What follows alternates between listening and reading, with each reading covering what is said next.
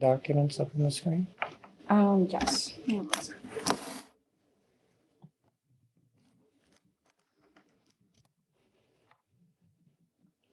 Is this your show? Do you want to introduce it? Or Jack. Which articles would you like up first? The Article 4 summary. Okay, We're just going to work on the summaries, hopefully.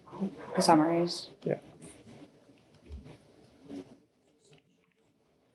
Tom, you could just sit right here and then they can, we're all looking at the camera. Or whatever. There's going to be the thing up on the screen, so that's not a big deal.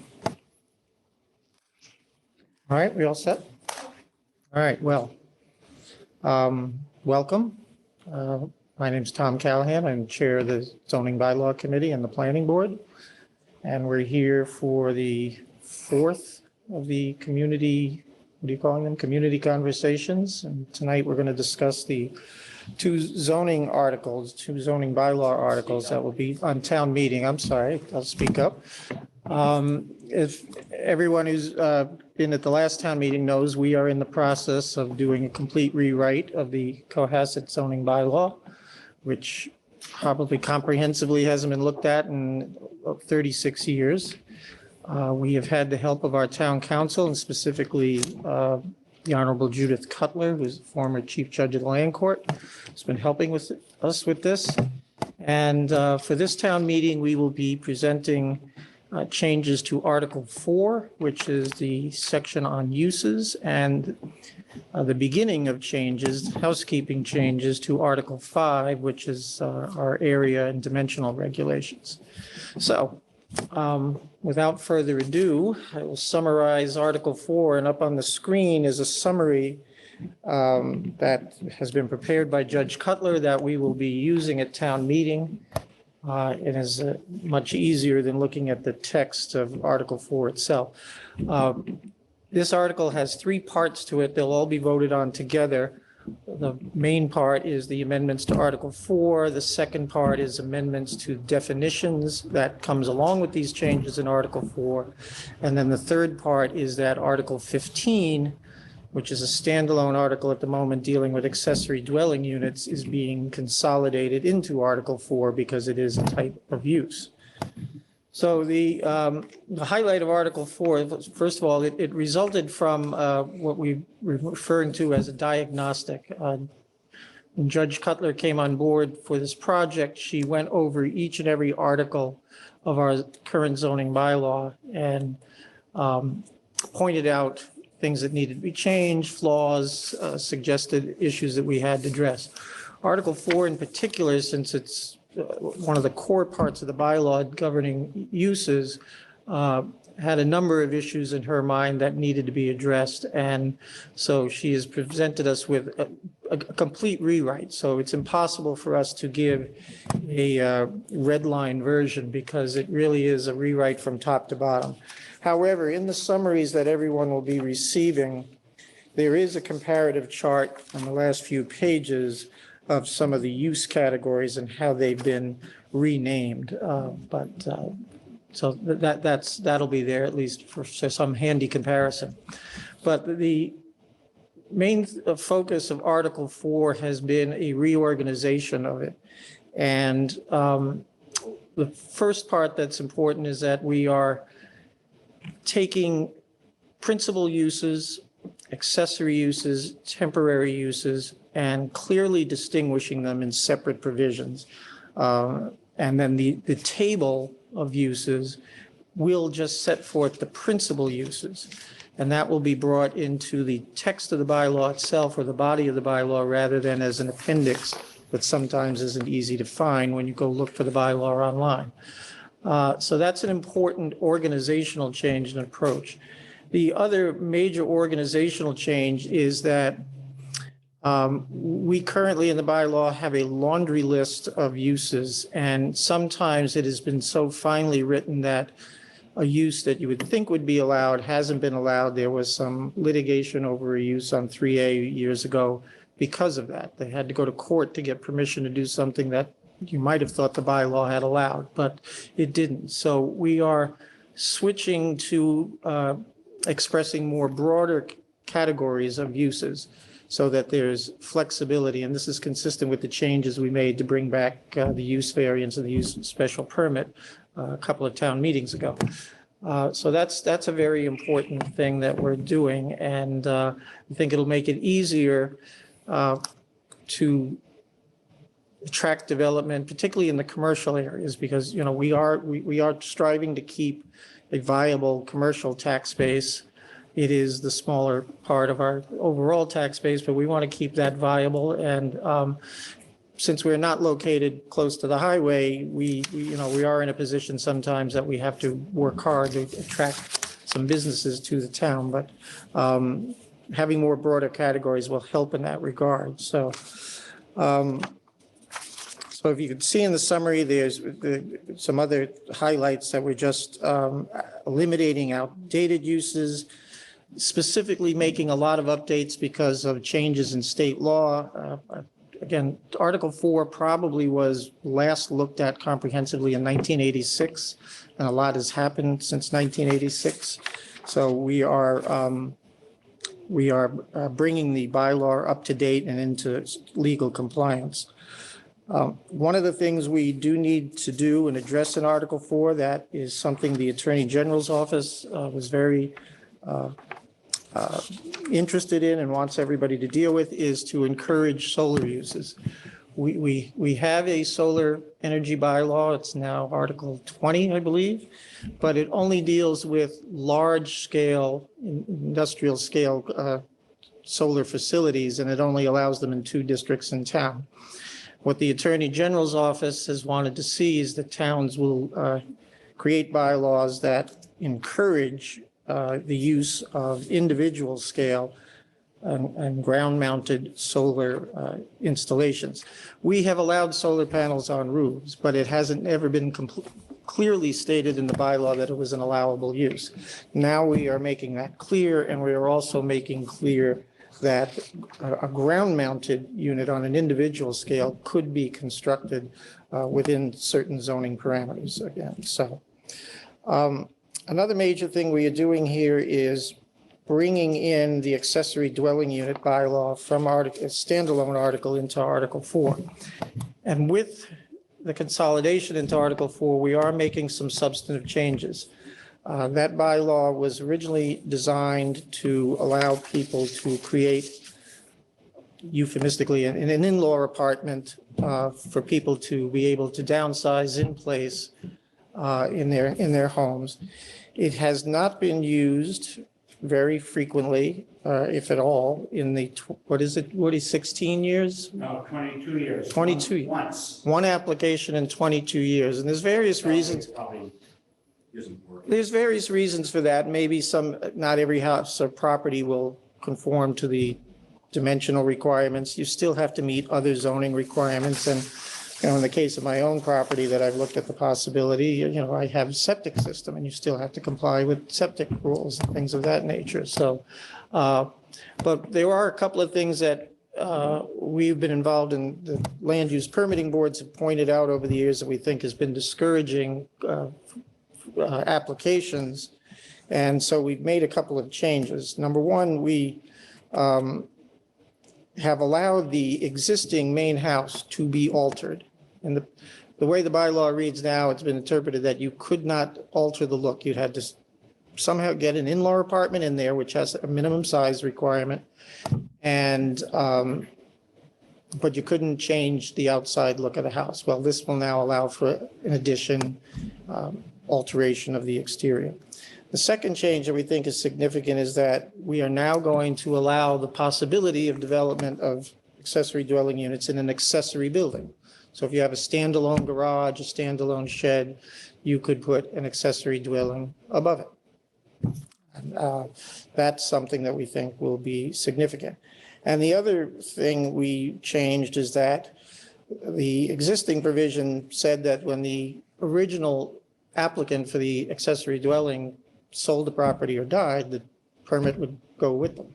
Now it's going to continue. It's going to run with the land, meaning that a successive owner will still have the benefit of the permit and still have the benefit of the use of the accessory dwelling unit. And that should be a significant change as well. Is that in perpetuity now? It runs with the land, yeah. Yeah, I mean, like under regular zoning bylaws, if there's a use is abandoned for 2 years, you can lose it. But that's like any other use that you've had to get a zoning permit for. You would lose it if you abandon the use. So that's significant of what we're doing with accessory dwelling units. I will tell you that there's some other, we are still keeping from the current bylaw, the cap of 10 permits per year and an overall cap of not allowing more than 10% of the total housing stock in the town be developed as accessory dwelling units. Both of those were originally put in so that we didn't just have helter-skelter development of accessory dwelling units. A core principle of our bylaw, like most suburban bylaws, is that you have one dwelling per lot. You don't have multiple unless specifically zoned for multifamily development. So we're talking about developing these on what are zoned otherwise as single-family lots. We didn't want the development to get out of control. There was some debate with the zoning board about that, and what we are also going to do, that at town meeting, there will be a survey to explore potential further changes to accessory dwelling units and maybe taking all the caps off it. But right now, we think this is a reasonable interim step. Let's make them easier to develop by altering the building. Let's make them easier to develop by using it in an accessory building. Let's remove the permit only, the loss of it if the permit applicant dies or moves. And let's see where we are from that. We can always continue to make changes to that. But we are going to solicit everybody's opinion at town meeting through a paper survey that will be available, and we hope everybody will respond to that. Another major change is that we are moving the common driveway regulations where they exist now in Article 7, which deals with parking, off-street parking. We are moving that as a form of a use into Article 4 and making a substantive change to that in creating the maximum lots that can be used using a common driveway now being just 4 lots. Currently, we allow up to 8 lots. And our research has shown that we are a true outlier in that respect.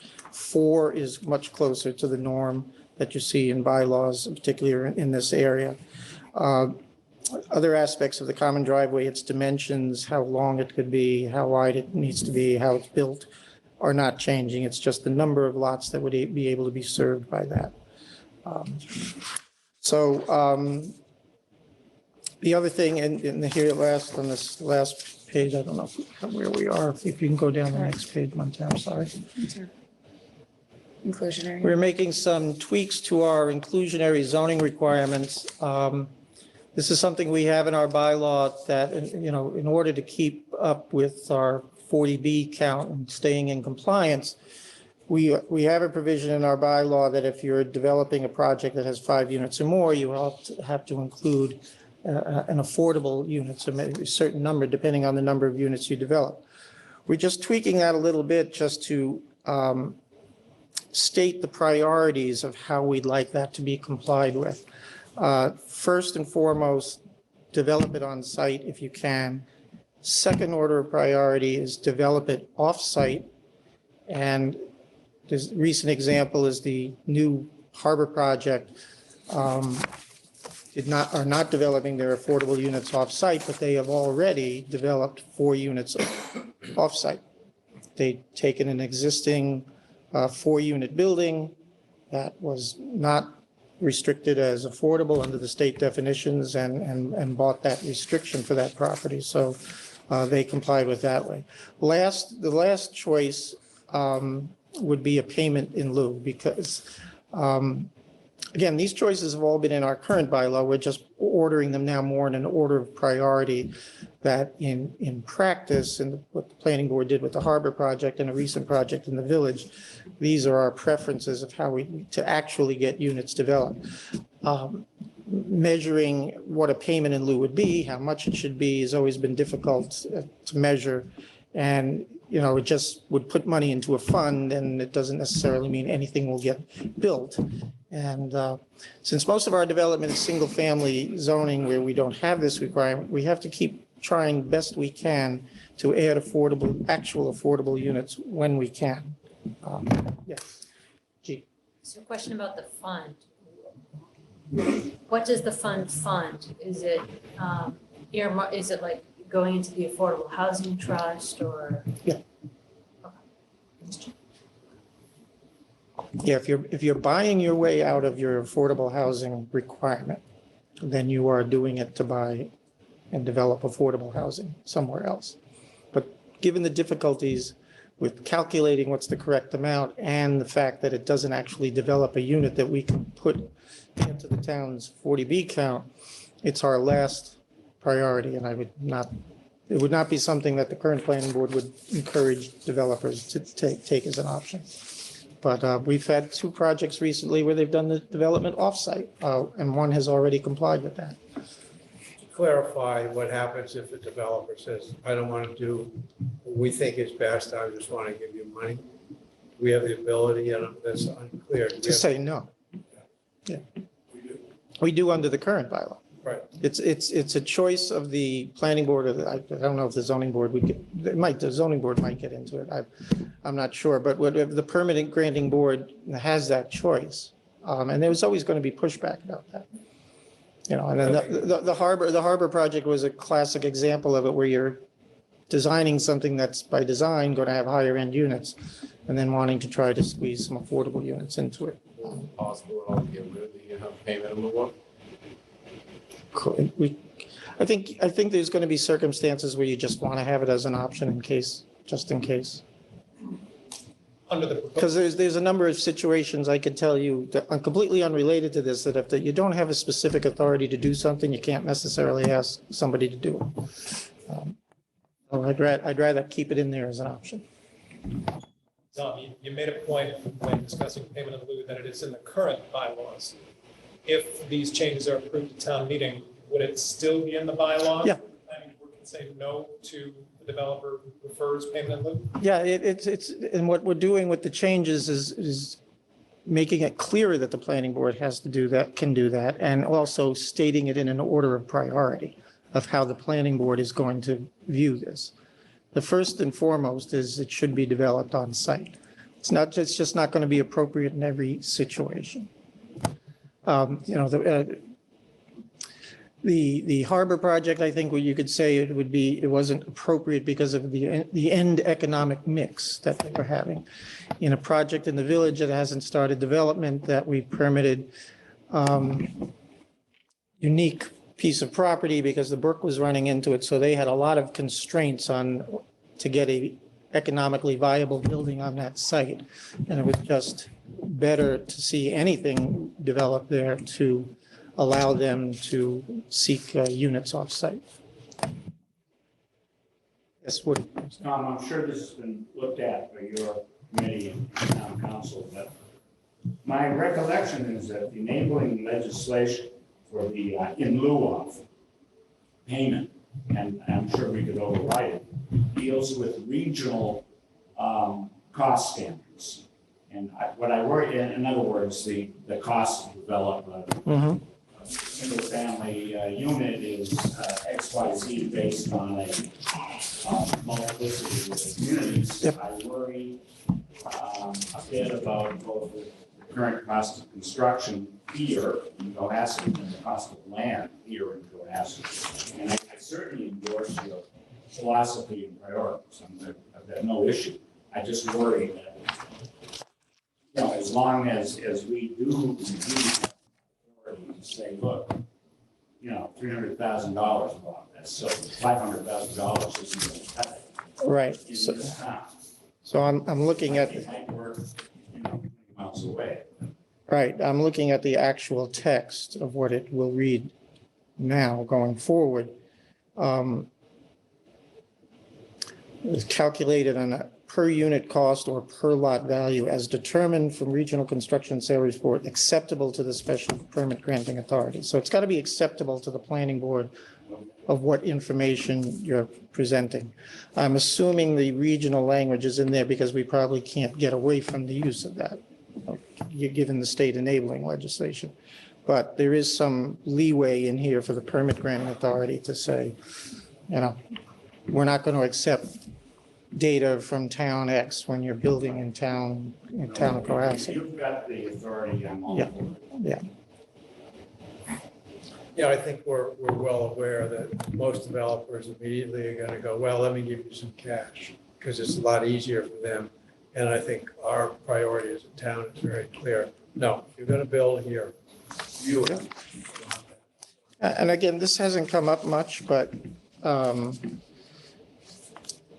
think the resistance was from the two recent developments was not so much to doing it, it's just that they weren't appropriate for to build them into their project, but they didn't escape the idea of doing it off-site. You know, neither one of them just said, I'd love to write you just a check and be done with it. I mean, at least they took that seriously, and I think that's because of the message that the planning board gave them in both situations, that we weren't going to accept it. So, you know, as we look at further development coming down the pike, you know, we are still going to be able, I believe, when we do housing choice, that, you know, where we will see at least the framework for multifamily development, we still are able, I believe, under housing choice, correct me if I'm wrong, Cassandra, I think we can still do our inclusionary bylaw into that. So, you know, we're going to be seeing that perhaps in the future more than we've seen it in the past. So, you know, again, Article 4, again, the judge, again, found a lot of critiques of our current one. It needed overhaul. And this is a very significant overhaul. And I think will make it a much easier article to use, more flexibility for the boards to allow uses. And for the building, you know, with a broader use category, the building inspector can make an initial determination, and then it's a question whether the zoning board backs up that determination. But we won't run into the situation we ran in the past many years ago on 3A, with one of the uses on 3A. So I think overall it will be better. And with the chart built into the text, it'll be much easier to read and work with than it is right now. So. For the people at home, if there are people at home, it's helpful to understand that the charge of the select board to this zoning committee was very specifically to put a zoning code that was consistent with the best practices of Massachusetts, the Commonwealth zoning codes. And that's why we have town council, who's very skilled in judging the zoning, to do this work. So if people at home are wondering what's happening here, we're simplifying it, we're making it clear, and we're updating it to current standards. Right, right. And again, just to remind everybody, we've been doing this in steps. We had last spring's town meeting, we had a lot of housekeeping and definitional changes. This Article 4 and 5 is both substance, and at least the organization is a substantive change. Next spring, we will be dealing with a number of the other articles, and if we are going to make true substantive change to things like in Article 5, which we'll talk about in a second, that will come in the spring. And then hopefully in 3 steps, maybe 4 steps. It may take until fall town meeting of next year, particularly if we engage in new environmental and climate change related initiatives. Those would still have to be developed. All right, so if there's nothing else on Article 4, I don't know if we have any questions out there, or is there anybody out there? There's 8 people out there. No, we'll wait, people. Anybody has a question on Zoom, just raise your hand and we'll recognize you and deal with it. I will just mention, going back to the accessory dwelling units, because it came up during the planning board hearings on the subject. There were some questions about how widespread these things could be developed. I should emphasize that the accessory dwelling unit still has a minimum size of the unit, minimum size of the house if it's going to be put into the main house, and it still has to comply with all other zoning requirements, setbacks, height limits, everything else. It's just not carte blanche to start developing multiple dwellings on a lot. But we hope that by loosening up some of the restrictions, we will see more actual applications going forward. Yes, sir. Oh, I'm sorry. I don't know what you were saying. No, that's all right. Yeah, I don't know how much, how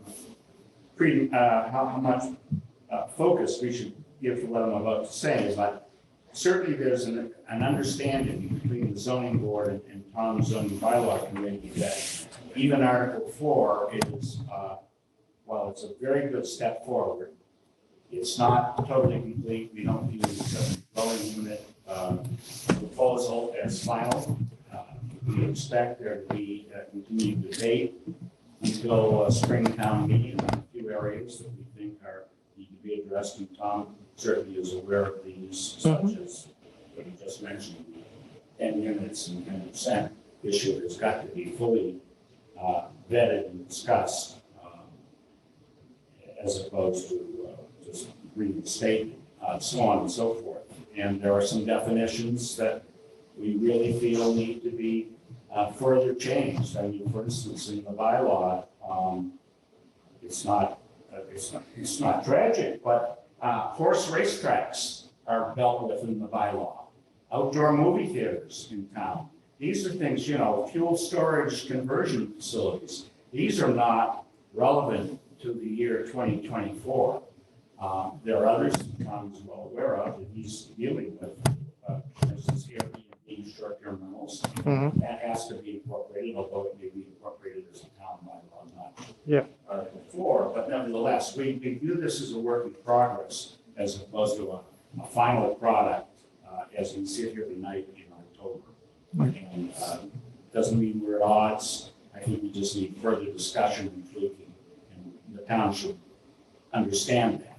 This is a good step forward, but it's not final. No, and I'm glad you pointed that out. I mean, again, we tack on things onto the bylaw almost every year, but that's why it's become an organizational mess. We've tacked on a lot of stuff. We have uses all over, we have definitions all over the place, and we're trying to take steps to get this in line.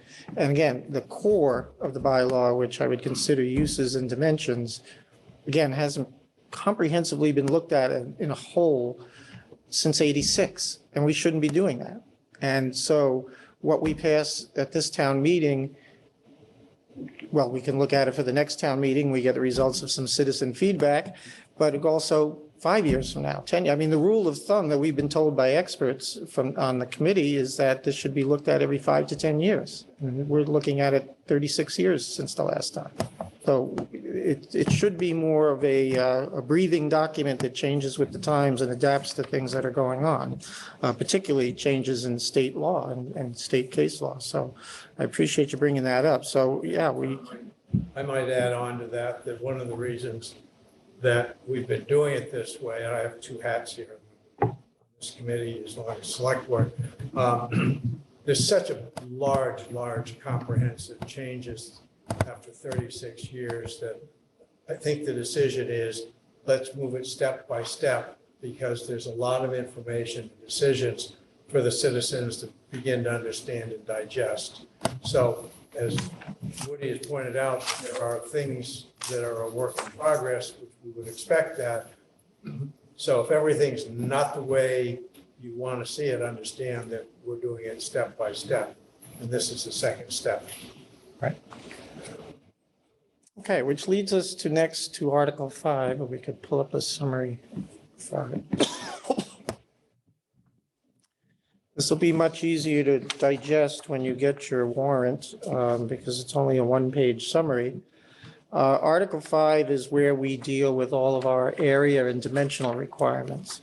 And the table, which is currently called the Table of Area Regulations, is going to be renamed the Table of Dimensional Regulations, a little more accurate. And like the Table of Uses, is going to be taken out of an appendix and put into the body of the article so that it's easier to find and use. Most of the changes here for Article 5 on this go-round are housekeeping and organizational. It's just reorganized to be a clearer read. Some of the changes and some of the changes in terminology are dictated by the changes being made to Article 4. But the dimensions themselves, the table of the dimensions themselves are largely not being addressed at this town meeting. If, and I emphasize always the word if, we make any changes to frontage, setbacks, house size, height in different areas, those would be addressed in the spring town meeting. We are making a change to height here only in the respect of that for an accessory dwelling. And this would be a garage, a standalone shed, even if it has an accessory dwelling on it, would now have a height limit of 25 feet. We do not have a height limit per se on accessory dwellings. It could be interpreted as 35 feet, which is our general height limit. It will be 25 feet with accessory structures. We mentioned in Article 4, we had to deal with permitting ground-mounted solar on an individual property scale. I've given an example many times. If anybody travels up and down River Street in Norwell, there's a property that has a good piece of land. It has a standalone solar array rather than having panels on the roof. It sits in the yard. Well, we put a 12-foot height limit on those. And there's another type of potentially individual solar ground-mounted use, shapes like a flower and folds up at night when the sun isn't out. The industry standard is those, I think, are 16 feet high, allowing that to 18 feet up to, by a special permit with the zoning board. So we're putting in a few little height limits that we need to put for certain accessory uses. But I know I've talked about at past forums about changing the harbor height limit. Okay, we have to account for flood elevation. Well, as we got into that, there's more to that meets the eye. So it's hard to just say 25 feet over base flood because it could be different results in different places. So that needs a little more study. So anything that'll be substantive in Article 5, major substantive, will be in the spring. We are making, in the substantive changes that are down at the bottom of the page, the regulation about sight lines at a lot that's on a corner are made much more clear than they were, where you will actually have a diagram to go with it. So it's very, very clear. In the large home review process, this falls under Article 5. We are making a couple of changes there. Number one, we're adding in more areas within structures that will be used to calculate what's residential gross floor area. Residential gross floor area is a calculation that we have by definition, and if it's 3,500 feet or greater, 3,500 square feet or greater, it triggers a large home review in front of the planning board, which, in my view, I describe it as it's not a special permit, it's more of a site plan review type of process. We're finding with some of the larger developments that are coming is that we're starting to get things like 4, 5, 6-car garages. So we're bringing more space into the definition of what is residential gross floor area. Corresponding to that, since we're bringing in more space into the definition, we're increasing the trigger from 3,500 square feet to 4,000 square feet. Large home review, I will tell you from my own personal view on it, is another one that we're doing these changes now. It's a good step for what we have to continue to work for it, but whether large home review has a future or we replace it with something different is still up in the air, and that would probably come forward if there is a change in the spring. But right now, and I'm sitting on my planning board hat, we're the ones who do these reviews. This makes a lot of sense to do immediately because we are seeing, houses now on really large scales, but with a lot of development of outbuildings and areas that we right now don't capture into that 3,500 square foot calculation. So that is one of the substantive changes here. Other than that, and again, this will also have a second part to it where there will be some changes and deletions from Article 2, the definitions that are generated by all of these changes just changes in terminology and things of that sort. So that will go along with this. So again, Article 5 is housekeeping, largely driven by what Article 4 is doing to it, but some other organizational clarity that the judge's diagnostic found would be useful for us. So that's pretty much it for Article 5. I don't know if anybody has any questions about it. I know you do. Woody. I hear you on the large home review. I think not enough citizens understand that this is advisory only. In the final analysis, you can approve, it's a planning board, or approve with certain conditions, but you can't deny. And Correct. so the expectations should be set as this is shining a light on a project as opposed to an up or down. Right. It's not your fault. I mean, it's the way the law is written. Right. No, and then this goes back to when we first passed it in 2005. There was the debate about making it a special permit process, but a house in most of the districts in town that's within now, it would be 4,000 square feet of gross floor area, is going probably being allowed as of right under the zoning bylaw, and we can't change that. The question is, where are we going to cut off the line between as of right and maybe a special permit and something? And this isn't the tool to do that. But for what it is, we have a process that's well-known in commercial projects called site plan review. Somebody wants to build something on 3A, we have to look at it. Is the traffic flow correct? How is it going to integrate into 3A? It's got enough parking, things of that sort. This is sort of the residential equivalent of it. And we can look at scale of the house in the neighborhood. We can look at lighting, we can look at landscaping. There's a fourth one that escapes me at the moment. But again, it's not a yes or no, but it's intended to be a discussion amongst neighbors to hopefully bring in a new house or an expansion of an existing house that's in scale with the neighborhood.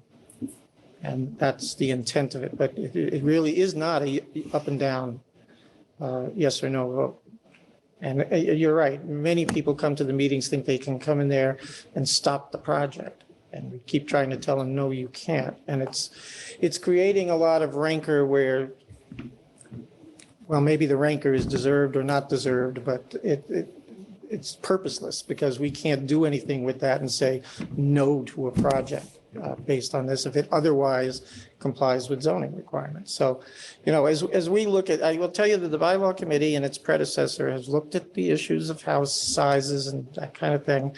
This was passed in 2005 when in the middle 2000s, mansionization was a hot topic and a hot word being used, and was attempted to be some response to that. We're going to look at that, but, whether we come up with a thing, I don't know. If we are going to keep this process, these are necessary changes we need to make to adjust to what we're seeing in the types of developments that are coming before us. And my last comment on large home review is probably just advisory, definitely advisory. As you go forward looking at this bylaw, you should be cognizant of the fact that you prepare for all the requirements that the large home review wants to see. They want to see mapping of neighbors' properties and any all sorts of parking. This can run $5,000, $6,000, $7,000 for an individual homeowner just simply to present a large home review to the planning board. The way the bylaw is written out, I'd like to see if I would just ask you to look at measures that might not be quite so expensive for a person not building a 6,000 or 8,000 square foot house, but a 4,100 square foot house, so that they don't, there's a big expense there, and I think there's also a big difference between a moderate single-family dwelling. Yeah. Large. Yeah, well, again, the increase to 4,000 is going to cut out a lot of people that we see. We see a lot in the just over 3,500 to around 4,000. It'll cut a lot of people out.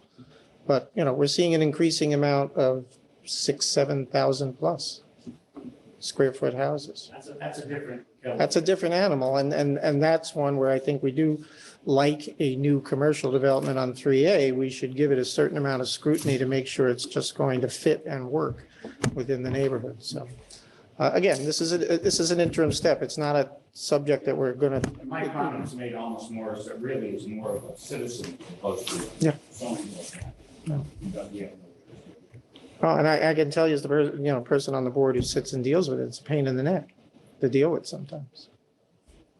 And particularly with the expectations that some people come to the table with, that we can't address, so. That's an excellent point, and people should understand that large home review is not a regulatory process that allows you to turn them down. It's just you need to disclose. People who want to do that down the line, the town may decide they want to do something. Not sure whether we legally can. Oh, yeah, But we now this is just so up to 4,000 square feet.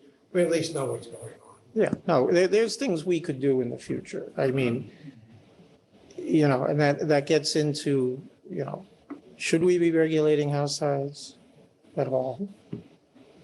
What kind of future development do we want to see? The issues of sustainability start to come into play now, whether we should be allowing houses that, need a lot of energy or a lot of materials to be built, But of course, modern building materials are a lot more energy efficient than they used to be. So a modern 8,000 square foot house might be far more energy efficient than my 1970 house, So, which is far, it's not 8,000 square feet, it's far smaller. So these are the things we'll have to discuss. But again, these are all and should be works in progress as things go on. So, do we have any comments, questions out there? No. All right, well, if there's nothing else, I don't have anything to add. We are now the last two articles at the warrant. I hope everybody will stick around so that we can vote on them and not have to come back another night, but these should go rather smoothly. Judge Cutler will be at our town meeting to also answer any questions that people have about as she is the primary author, but I thank everybody for paying attention tonight and joining us on Zoom and being here. Go ahead, Woody. I have one last thought. The governor, Maura Healey, has proposed this week a number of housing changes, whether to the legislature, whether any, all, or none get accepted is beyond anybody's knowledge. But accessory dwelling units figure prominently in her proposal. The Boston Globe twice in the last 4 or 5 days have had their main editorial in favor, in fact, of ADUs. And not that our ADU bylaw now, or as proposed, is in opposition to it. I haven't done the comparison and contrast, but it would probably be wise to see how much we can sink in with the proposed legislation. All right, well, it would be, yeah. Pass a bylaw and find that we have to go back 6 months later and. All right. And the state's also, as we all know, coming down with us on housing choice. And by the way, I'll mention this, that the zoning bylaw committee's meeting of November 8th is going to be solely dedicated to housing choice. We have a consultant that we got through a grant. The contract is up, so we needed to get this meeting in now. We'll start our work on the spring bylaws after this. But what the consultant is going to present to us is the ideas they have for where our approach is going to be an overlay district, probably on 3A, out of the residential areas, on the commercial areas. And we have a minimum number of units and a minimum number of acreage we have to devote to this. And so they have some idea. They have to be within a certain proximity of the either the Cohasset or the North Situate stations. So everybody should look in on that Zoom meeting. That'll be Wednesday, November 8th. But that's an example of the state is bringing a lot of changes to us. And with accessory dwellings, again, the original motivation of suburban towns was to have one house per lot, not to have multiple dwellings on a lot. We all know that though that modern housing demands and housing prices and the crunch those are putting on the demand are making us basically rethinking suburban zoning in a lot of ways. And if the state comes down with a mandate or just a new direction of encouraging ADUs or other types of multiple housing, getting away from the traditional single-family dwelling of suburbs, that's just something I think we're all eventually going to need to face. You know, that we had a post-World War II mentality of suburban development, and now times are changing. So I'll be interested to see that it is. She's also proposed doubling the estate tax, which would be a monumental thing for Massachusetts if they make that change. Well, we'll see what happens. But housing remains a problem, notwithstanding 40B housing choice. It still is a crisis that there's not enough affordable housing in the state. So, thanks for bringing that up. I didn't hear that yet. So, all right. I'm of a certain age that no one else in the room is. And when I talk to some contemporaries, I'm always interested in how many people are living in, I'm not mansions, but are living in ordinary houses, but, you know, they're want to age in place.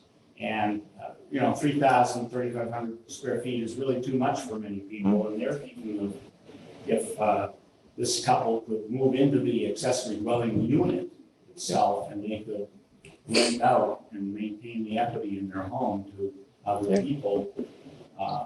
This is about the only way they can afford to stay in Cohasset. And I had occasion to see my friends at the fire station last week through my own clumsiness. And it was interesting to talk to the EMTs who Halifax, Bourne, I mean, Western Mass, because they can't afford to live within 20 miles of this place. Yeah. And if they could have a housing starter home, something of that sort, that would enable them to live on Cohasset salary and work in town. Yeah, I'm not too far behind you, but I've thought about it myself, and the biggest impediment for my house, and then will be for many in town, is the septic system. Because presumably, if I develop that unit, I'm increasing the bedrooms, or my system is old anyway, so it's, and there's a number of challenges, but I would, it would be great to have that option. Because I don't think a lot of us want to bother with moving, and all the hassle of moving all the time, so. But again, we're taking some interim steps to loosen up that bylaw, and if we, particularly if the state comes down and says, well, you shouldn't have these 10% caps or 10 permits per year caps, then fine, then that's an easy change for us to make. Well, I think the wind is at your back. Yeah. Oh, I think, and I've been very much in favor of many of these proposals, and kind of I'm familiar with the industry. The key is to take an initiative on Cohasset's terms early. So whatever happens is at least keep it within the character of Cohasset. So we don't want the state to come in with a mandate that says Cohasset doesn't have anything, Right. so we're going to tell Cohasset. So I think what we're doing proactively, and Woody's been a big help on that, is just develop things that allow this process to go forward, but maintain the essential character of Cohasset. So I think. Yeah, but that's what I was saying though before, that traditionally the character of Cohasset is to have single-family lots with one house on it, which led to the cap on the ADUs to begin with. But we may be rethinking that now, because the housing prices are a lot different than they were 22 years ago when we passed this, even on a relative scale, they're a lot different. So, all right. You got nothing. Is this shorter than the other ones? It's a wonderful, it's very productive, and it's exactly the right length. I think we're all right. Okay, yeah, and everybody, I guess, what did we resolve in the end? In the warrant booklet, you're going to see the actual text of the articles, which One of them is kind of long. And then you're also going to see these summaries. And the summaries will be the primary tool of presentation at town meeting. Somebody wants to see the text, we'll actually have it there to, to put up on the screen if we need to. Just so you know, the warrant is now on our website, the. Oh, okay, yes. Under the 2023 special. town Okay, meeting. so all of these articles can be, Scroll again. they can be found at the town meeting section of the website. It's on the planning board's page. It's on the zoning bylaw committee's page. All right, I'm all set. Nobody else? Second, motion to adjourn. Thank you all. Again, A double motion to adjourn? Is that allowed? Second, yep. And we have a second. all those in favor? Aye. Now, motion to adjourn the zoning bylaw committee. Three of us here. No, but we didn't open the meeting as an official meeting anyway. We're not deliberating anything, so we're good. All right, thank you all.